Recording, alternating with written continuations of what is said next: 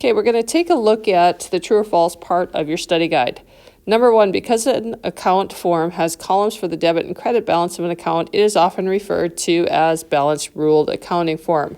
And again, that is true. The balance ruled accounting form is that. Number two, the asset division of Delgado. So we got the asset division for Delgado services are numbered in the 200s.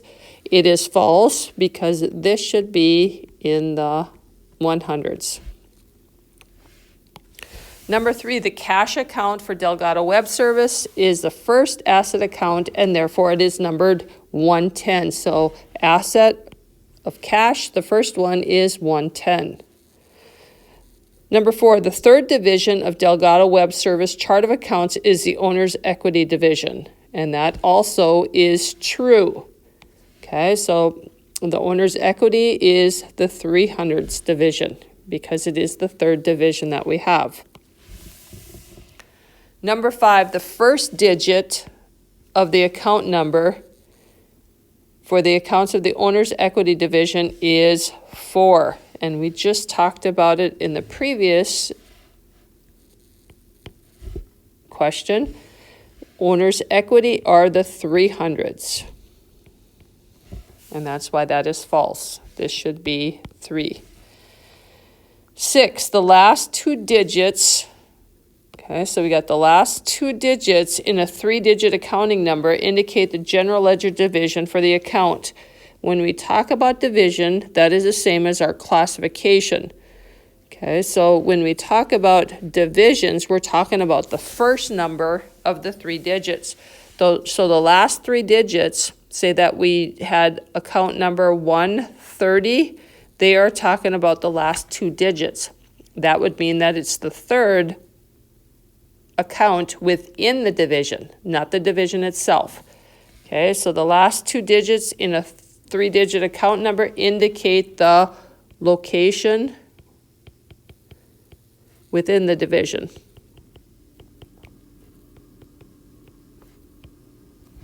Of the account. Okay, number 7, when adding a new expense account between account numbers 510 and 520, the new account assigned is 515, and that would be true. You find a number somewhere in between those two. Delgado Web Services arranges expense accounts in chronological order. And again, that is false because they are in alphabetical order.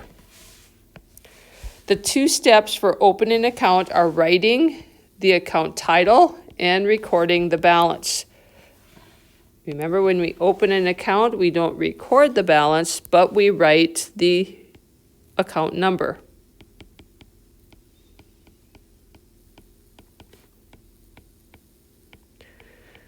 So for opening an account, we write the account title and the account number, and that is why that one's false.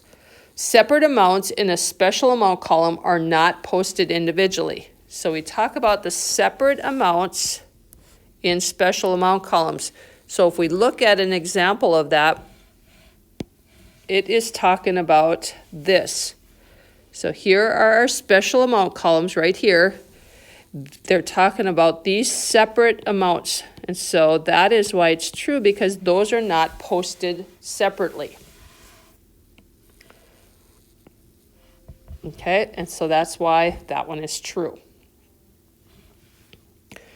Okay, a few more questions. We got separate amount columns in the general amount column are not posted individually. So we have separate amount columns in our general amount columns are not posted individually.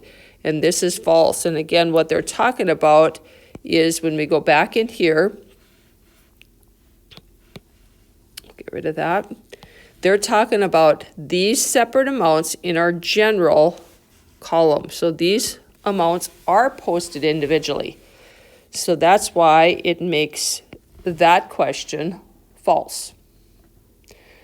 Number 12, the only reason for post-reference columns of the journal and the general ledger is to indicate which entries in the journal still need to be posted if posting is interrupted. So again, when we go back into here, they're talking about these right here and those. And part of why you do that is you know where you end up posting, but the main reason is that I know if I want to see what happened down here in our post reference, okay, you'll notice down here, if I want to see what happened in this situation, I can go back to page 1 of my journal. I would find it right here, and I could look on source document receipt 1 and find exactly what happened and how I received this $2,000. So again, that is not the only reason. 13, a check mark in parentheses below the general debit column total indicates that the total is not posted. So again, we go back into here and we take a look at this right here. This is what they're talking about, is these check marks mean that nothing is posted. Okay, so that makes this number 13 true. 14, the totals of the general amount columns in a journal are not posted. And again, that is true. It has a check mark with it. We just took a look at that. 15, with the exceptions of the total lines, the post reference column is completely filled in with either an account number or a check mark. And again, that is true with this example right here, that it is right here and there. And that's what makes it true. That should be all filled in. 16, errors discovered before entries are posted must be corrected with a correcting entry, and that's false. If you haven't posted them yet, remember you can always, if you have a number there, say you have $1,000 in your column and you need to make a change to $10, you would just draw a line through it because it says before entries are posted.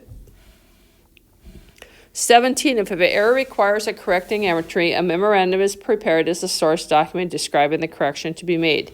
Yes, every transaction has to have a source document, so if you need to make a correcting entry, you do prepare a memorandum. If the payment, number 18, if the payment for cash for rent was journalized and posted as an error as a debit to miscellaneous expense instead of rent expense, the correct entry would include a credit to cash. And that is false because it doesn't matter which account it goes into, you're still going to credit cash. The correcting error would include miscellaneous expense and rent expense. 19, if an error in posting is made but not discovered until additional postings have been made to the account, the correct posting should have been made on the next available line of the correct account. True. You just go on to the next line. 20, all corrections for posting errors should be made in a way that leaves no question to the correct amount. And again, you want to be as clear as possible, so that makes that one also true.